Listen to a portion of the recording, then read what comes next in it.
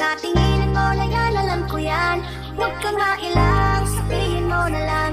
Baka pareho lang tayo ng nararamdaman.